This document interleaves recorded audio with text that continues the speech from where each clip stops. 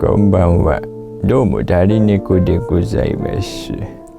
さて、ドラえもんの謎シリーズ最後の話になります。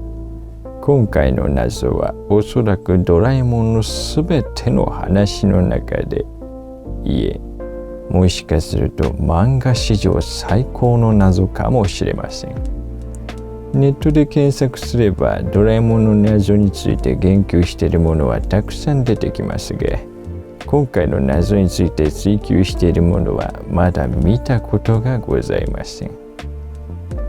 危うしライオン仮面の謎。ドラえもんは素晴らしい漫画です。もしよろしければぜひコミックス3巻を買ってこの話も含めてお読みいただければと思います。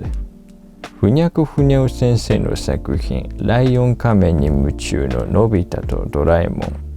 続きの話が気になってふにゃく先生に会いに行くも先生はアイデアに行き詰まっております。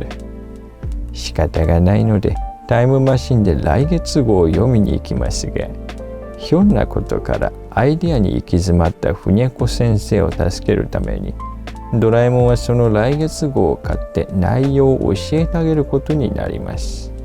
来月号の終わり方も中途半端だったため、再来月号も買いに行かされるドラえもん。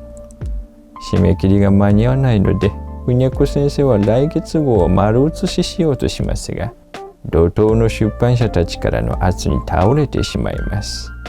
そこでなんとドラえもんが代わりに来月号を見てそれを丸写しして漫画を描くということが行われるのでございます。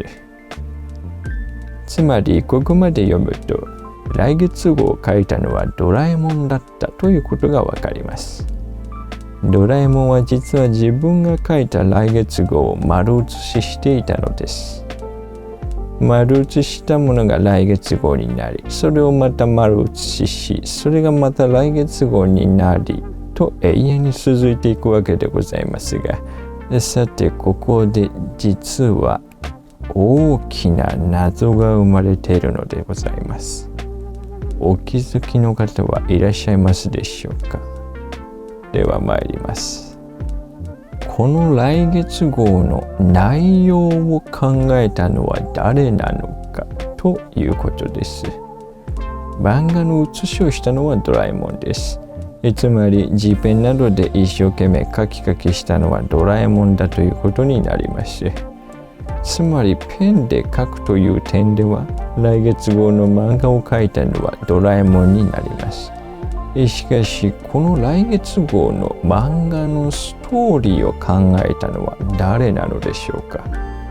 それはドラえもんではございません。ドラえもんがその話を思いつくシーンはもちろんございませんし、彼はただふにゃこ先生に言われて漫画を写したに過ぎないのでございます。ではふにゃこ先生なのでしょうか。いいえ、違います。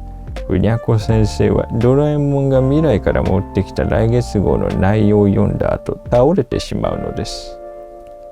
そうなのです。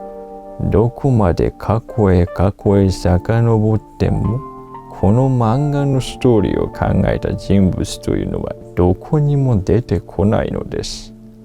なのに来月号のストーリーはある。きちんとライオン仮面の弟お獅子仮面の内容が描かれているのです。さあ、この来月号の内容を考えたのは誰なのでしょうか。あなたにはわかりますかな。